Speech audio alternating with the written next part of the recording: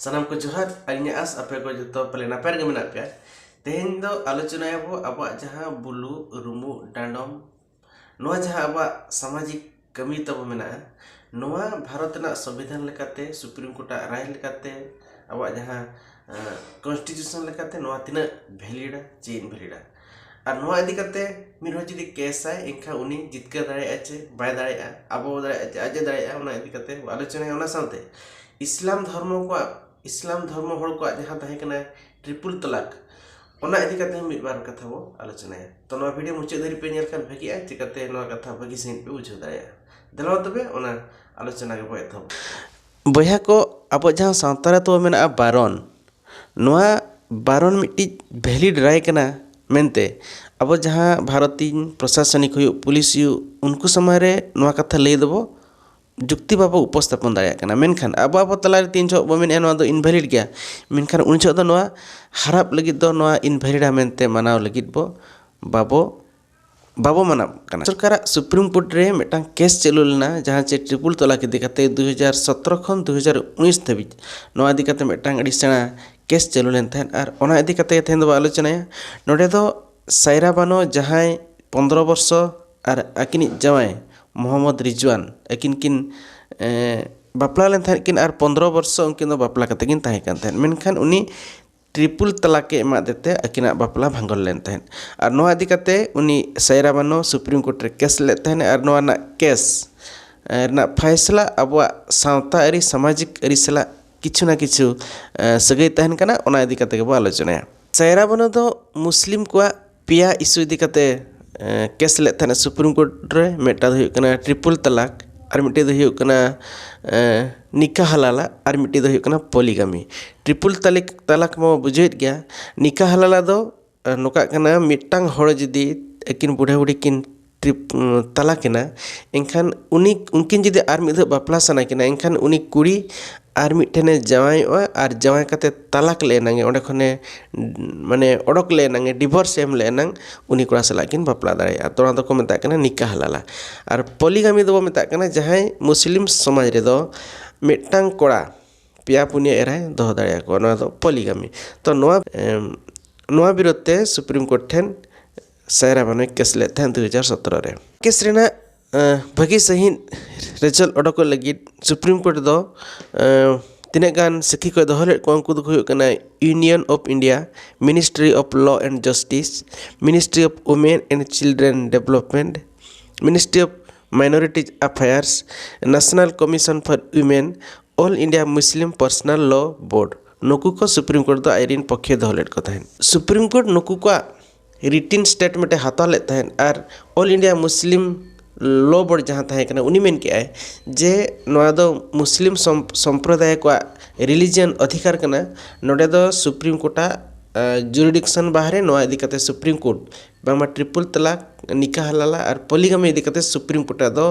chain हो मेरना लगती बचुआ उनी दो नोआ लॉ दो बाय चैलेंज दाड़े आचे बाय इंटरफेयर दाड़े आचे बाय बेन दाया नोआ दो आजा सुप्रीम कोर्ट ना जुरिडिक्शन बाहरे इखन सुप्रीम कोर्ट नोआ नुया खन नोकाना स्टेटमेंट हाताव काते हो आजा पिया पुनिया इश्यूई दोहले तहन ओना दो नोआ जहाँ ट्रिपल तलाक कना नोआ दो whether it is essential religious practice of Islamic अर्थात नोआ दो चेत आका सामाजिक धर्म बामा सामाजिक आका धर्म माना बताव लगी नोआ दो चेत मिट्टी निहाती जरूर जिनिस कना कि नोआ इदी काते आजा क्वेश्चन दोहले तहन सुप्रीम कोर्ट आर जदी नोआ कना एनखान सुप्रीम कोर्ट नोआ इदी काते चेत हो बाय इंटरफेयर दाय आर जदी बांग कना एनखान नोआ इदी काते सुप्रीम कोर्ट राय बनाव दाय आ नोआ नीति नियम चेंज दाय आ नोआ रूले चेंज दाय आ नोआ मिटटांग इश्यू दोहले थाना दोसर इश्यू दो के नोआ जहां ट्रिपल तलाक नोआ दो मिटी नागरिक को फंडामेंटल राइट्स रे भायोलेंसन कना चिबांगा नोआ चितान रे इफेक्ट हिजु कना चिबांगा प्रभाव हिजु कना चिबांगा जदी प्रभाव हिजु कना एनखान नोआ इदी काते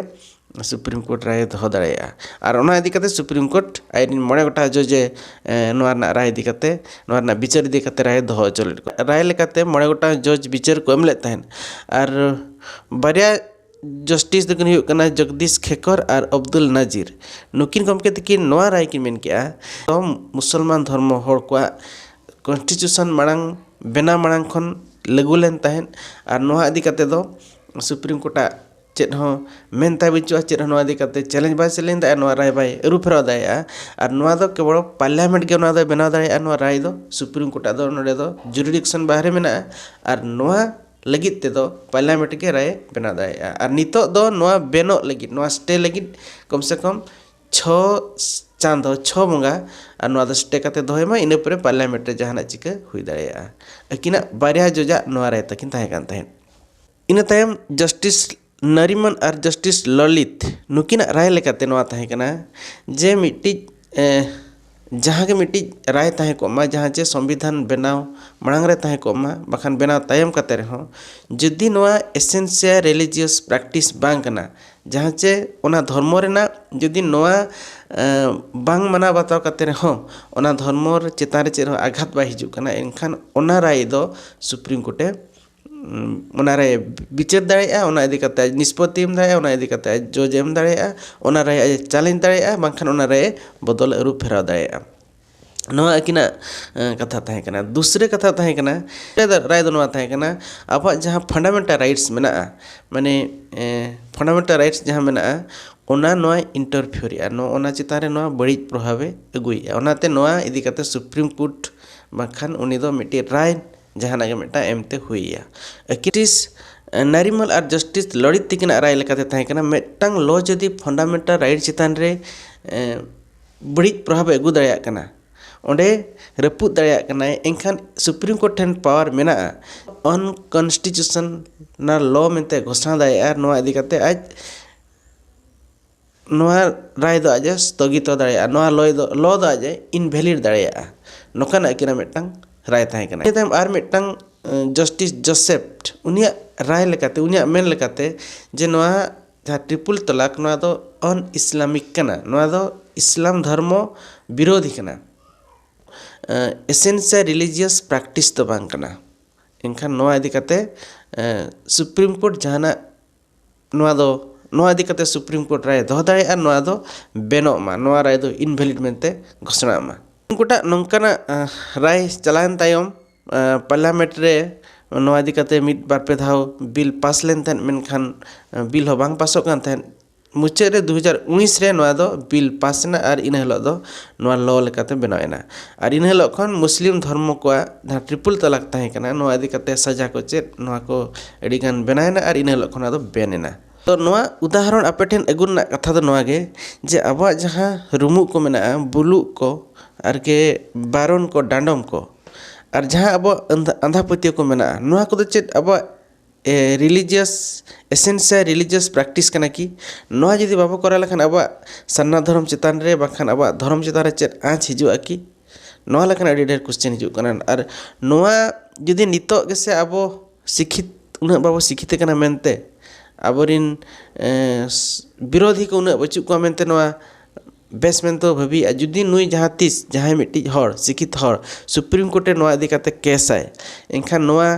अब डांडम बारन नोआ अब सावतारे ताहेना चे बंदो नोआ दो लीगलिआ चे इलीगलआ नोआ दो